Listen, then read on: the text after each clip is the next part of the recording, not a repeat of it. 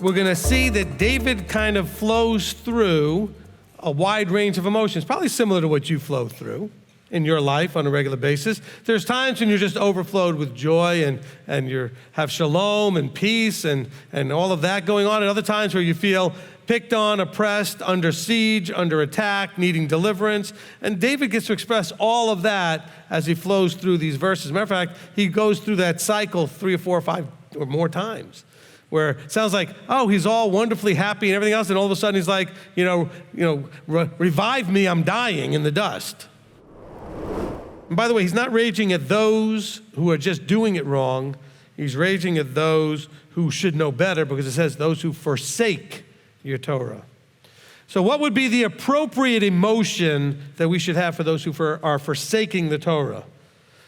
Love, compassion, praying for them, concern from that point of view, saying that you know that they're putting themselves in a place that's not really safe for them, potentially, life ending and no more future type of place. The ultimate goal and state that you should be in, okay, not like Christianity says, is being the state of grace. The ultimate state is a place of shalom. A loving, joyful shalom. That's the goal of all this, to have his peace, so that there's nothing to rage about, because you're allowing what doesn't belong yours, that belongs to be his, to be his. If you know who he is, all right? If you know who gave the instruction, who you're covenanting with, and you understand the mechanics of what he said, what more do you need to know? Well, I don't understand why, well, blah, blah. Wait. You understand who said it, though? Do you understand his authority? Because he's the creator, he's the king, he's everything. So you understand that, and you understand what he said to do or not do. Why do you need more understanding than that? And those who guard your orders. By the way, this is the thing that I get into the conversations with a lot of people that are coming out of the mainstream, or I should say really they're still in it. And they don't want to have a conversation about this stuff because they want to say that they are fearing him. Because you ask a Christian, and I'm sure when you're a Christian, do you fear God? Oh, I fear God. But what about the other side of it? The part that says guarding the orders. See, if you fear him, you obey him. If you fear him, you guard his commands. They'll tell you, oh no, I fear him. Oh, I fear the Almighty. Okay, but how do you express that? If you've ever wondered, how do I know the Bible's true? Because the Bible is the only place that tells you that people will be in that state of mind where no matter how educated and sophisticated and trained they are, they can't see 2 + 2 is 4. Your book tells you that.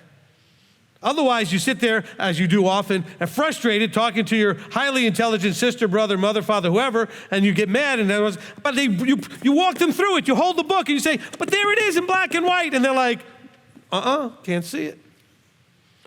And you sit there going, but you're an intelligent woman. You're an intelligent man. How could you not see it?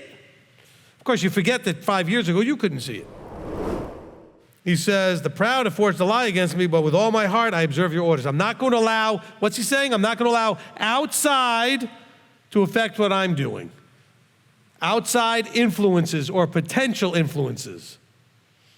Think of it like in the parable of the sower of the seed. It says there are those that when they get the excitement about everything and the type of dirt that they have, and then what? The cares of the world and all these other things start coming and choke it all out. Because the outside influencers are allowed to come in. Don't be distracted by the outside influencers.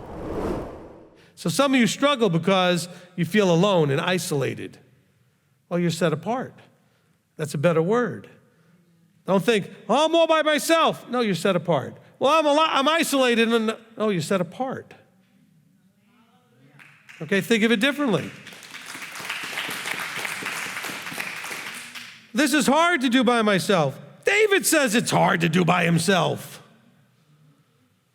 I mean, this is David talking, and do you not get the sense that he's telling you it's a struggle? The The Torah of your mouth is better than gold and silver. Think of that the next time you're tempted to go to work on a Shabbat or a holy day because they're going to give you double time. Is the Torah of his mouth worth more than any money? Oh, but you don't understand, Rabbi. I got this job opportunity. I can make triple what I'm making now, but it's going to require me to work Saturdays. Is the Torah of his mouth worth more than that to you? See, we're thinking it as a metaphor, which it is, for just saying how valuable and precious it's just using. But I'm taking it literally. Do you value his word out of his mouth more than any financial compensation? Can you be bought? You already paid for. Yeshua bought and paid for you. But can you be bought? We're not human beings that are just easily, what's the metaphor he uses? The potter with the clay, right? Anybody ever work with clay, even when you were a little kid? What's the first thing you do to clay to work with it? You have to pound the clay. You can't do anything with it till you beat it up a bunch. Because otherwise it just breaks and falls apart. But to get it to really work with the way it needs to be worked with, you got to pound that clay. So he's saying, look, do what you need to. Make me understand.